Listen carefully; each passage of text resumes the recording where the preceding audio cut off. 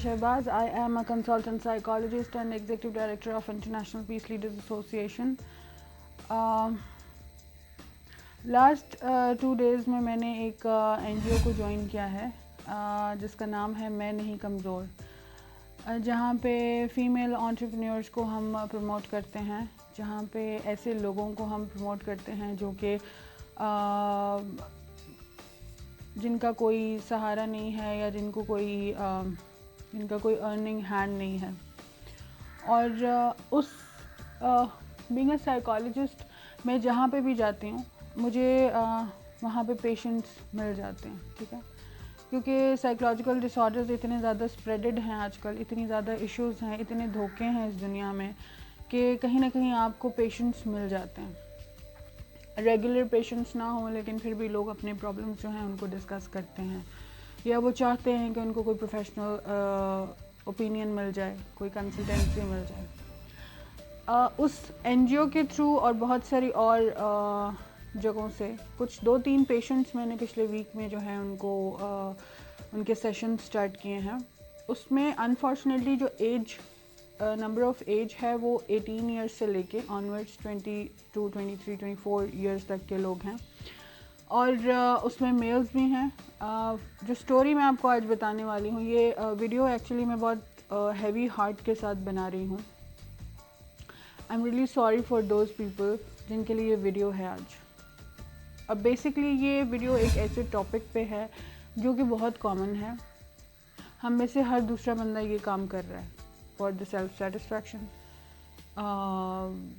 Peer pressure है, friends का pressure है, या अपनी सेल्फ सेटिस्फैक्शन, या अपनी जो भी आपकी डेविलिश विशेस होती हैं उनको पूरा करने के लिए।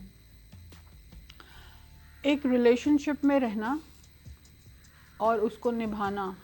Is a very different thing, लेकिन हम उस चीज़ के बारे में आज बात कर नहीं रहे। हम इस चीज़ के बारे में बात करें कि जब आप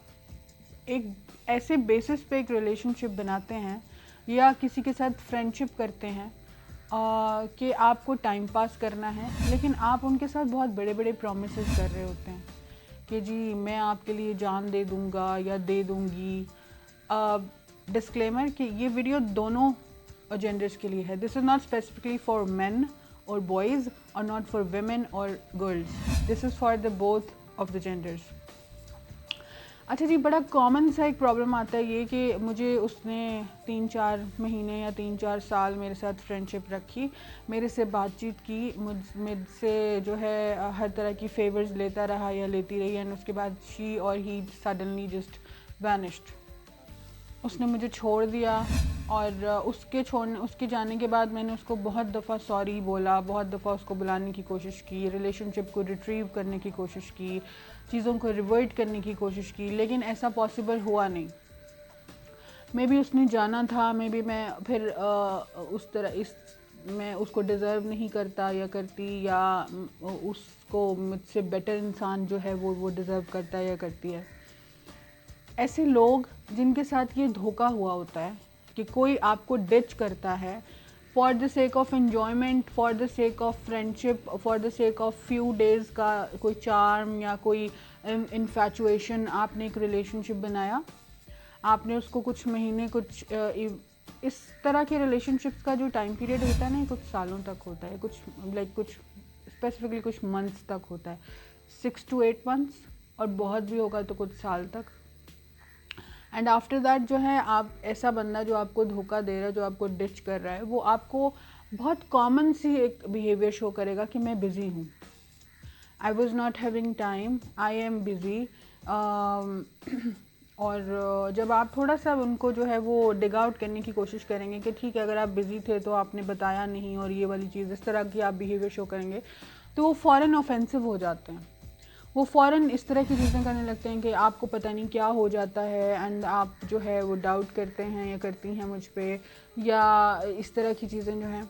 आप जो लोग इस तरह का कैरेक्टर प्ले कर रहे हैं for the sake of enjoyment, आप फ्रेंडशिप्स करते हैं और फिर छोड़ के चले जाते हैं जब आपका मूड ख़राब हो, या दूसरा बंदा आपके मूड के अकॉर्डिंगली आपको एंटरटेन नहीं कर पा रहा। आपको ये नहीं पता कि अगर दूसरा बंदा, वो मेल है, फीमेल है, बॉय है, गर्ल है, अगर आपके साथ वो सीरियस है अगर आपके लिए वो इन्फैचुएशन से ज़्यादा कुछ चीज़ को फील कर रहा है, अगर वो आपके साथ रियली प्यार में है या रियली आपके साथ अपना फ्यूचर जो है उसको जो है वो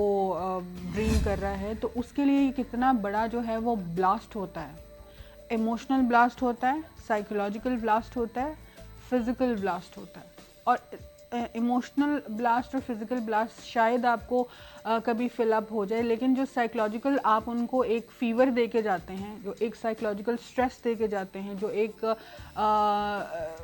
उनको एक डिफेक्टिव पर्सन का एक फीलिंग दे के जाते हैं, या एक रिजेक्ट करके जाते हैं, एक रिजेक्शन उनको दे के जाते हैं, उसकी वजह से कुछ लोग बहुत सीरियस डिप्रेशन और एंग्जाइटी और इस तरह की परेशानियों में आ जाते हैं, which is very like hard to cope up. इसको कोप अप करना बहुत मुश्किल है। आपके लिए एक खेल तमाशा होता है, आपके लिए एक इन्जॉयमेंट होती है। आप शायद 4 दोस्तों में या 4 सहेलियों में बैठ के उस बंदे का मजाक उड़ाते हो कि यार ये मेरे लिए इतना बेवकूफ़ है, जो मैं कहता हूँ या कहती हूँ वो मानते चला जा रहा है।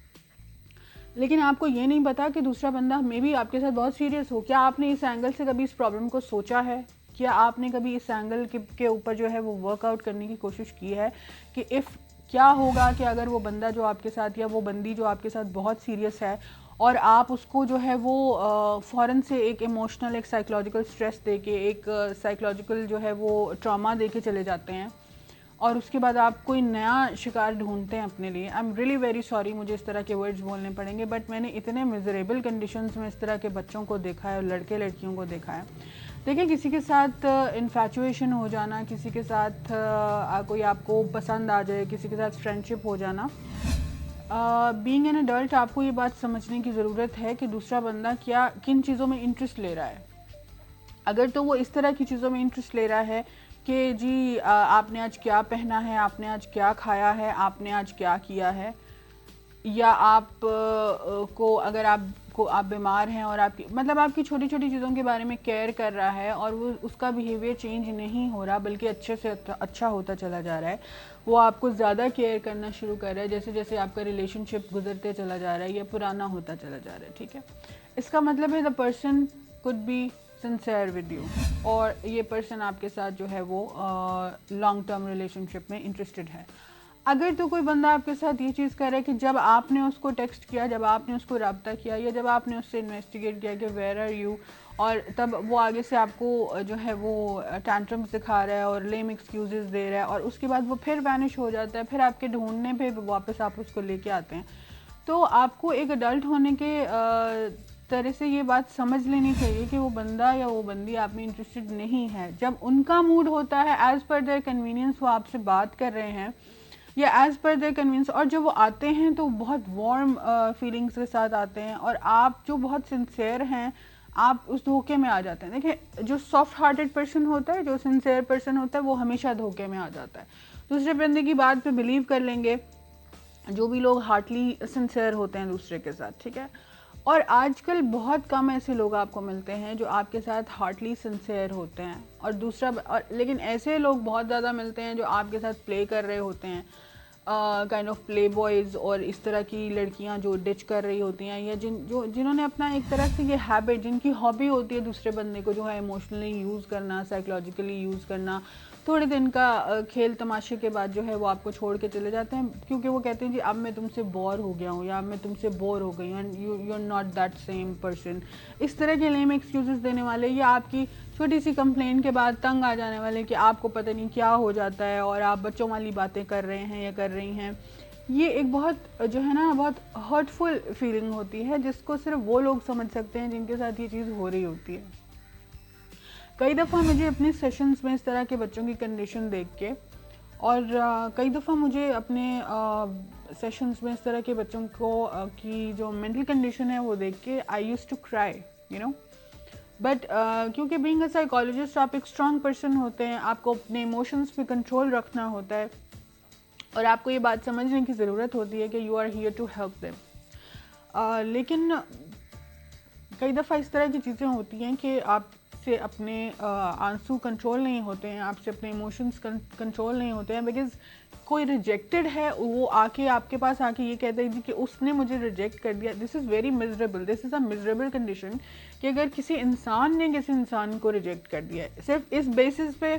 कि आप आउट ऑफ फैशन हैं, आप बोरिंग हैं, आप ज़रूरत से ज़्यादा मैच्योर हैं या इस तरह की चीज़ें। और फॉर्चुनेटली जो हैं वो उन बच्चों को मैं हमेशा ये समझाती हूँ कि आप फॉर्चुनेट हो कि आपको उसने खुद ही बता दिया, खुद ही से रिजेक्ट कर दिया, बिकॉज़ वो आपके साथ इंटरेस्टेड है ही नहीं। देखिए, जो पर्सन आपके साथ इंटरेस्टेड होता है वो कभी भी आपको आपके अंदर कीड़े नहीं निकालेगा, आपके अंदर कभी भी आपको टॉन्ट्स नहीं करेगा, कभी भी ये नहीं कहेगा तुम ये नहीं कर सकते या तुम ये नहीं कर सकती या तुम ऐसा नहीं कर सकते, ठीक है। सो ये बात को समझने की ज़रूरत है। जो लोग डायरेक्टली मुझे सुन रहे हैं इस वक्त, या जो लोग मेरा ये वीडियो फॉरवर्ड कर सकते हैं कि आपको लगता है कि कोई पर्सन ये चीज़ कर रहा है, प्लीज़ स्टॉप दिस। क्योंकि आप तो चले जाते हैं वहाँ से, लेकिन आप किसी दूसरे पर्सन को इतना बैड ट्रॉमा देते हैं, इतना इमोशनल टॉर्चर देते हैं कि शायद उसकी पूरी लाइफ से जो है वो रंग उड़ जाते हैं, पूरी लाइफ से उसको जो है वो तंगी होना शुरू हो जाती है। बहुत सारे ऐसे बच्चे हमारे पास आते हैं जो सुसाइड अटैम्प्ट्स कर चुके होते हैं। तो ये बहुत बड़ा ट्रॉमा है। प्लीज़ इस पे फोकस कीजिए, प्लीज़ लोगों की लाइफ से खेलना बंद कीजिए। लाइफ से खेलने का ये मतलब नहीं होता कि आपने किसी को जहर दे दिया, आपने किसी को साइकोलॉजिकल ट्रॉमा देने का भी आप अगर जो है वो एक ज़रिया बन रहे हैं तो इसका मतलब है कि आप किसी को मार रहे हैं, आप किसी के साथ बहुत ज़्यादा इमोशनल ट्रॉमास जो हैं वो क्रिएट कर रहे हैं। ये मत कीजिए। इसकी मैं इन बातों की तरफ आती नहीं हूँ, लेकिन फिर भी इसकी पूछ होती है, इससे गुनाह होता है। अल्लाह मियाँ इसके लिए माफ़ नहीं करते हैं अगर आप धोखा देते हैं किसी को। वो इमोशनल धोखा है, वो साइकोलॉजिकल धोखा है, या वो फिज़िकल धोखा है, या वो फाइनेंशियल कोई ऐसी चीज़ है। लेकिन इन सबसे ज़्यादा जो डीपेस्ट एंड जो डार्केस्ट ट्रॉमा है वो एक साइकोलॉजिकल ट्रॉमा है। किसी को रिजेक्ट करना, किसी को डिच करना, किसी को धोखा देना, किसी के साथ टाइम पास करके उसको फिज़िकली रुइन कर देना, या उसको मेंटली जो है बिल्कुल हैंडीकैप कर देना, ये बहुत अजीब बात है। जो लोग इस ट्रॉमा से गुजर रहे हैं वो मेरी बात को समझ रहे हैं, और अगर आप मेरा ये मैसेज कन्वे कर सकें तो please convey this message for the welfare of the society, for the welfare of those people जो इस ट्रॉमा से निकलने में हेल्प चाह रहे हैं। Thank you very much for watching my video.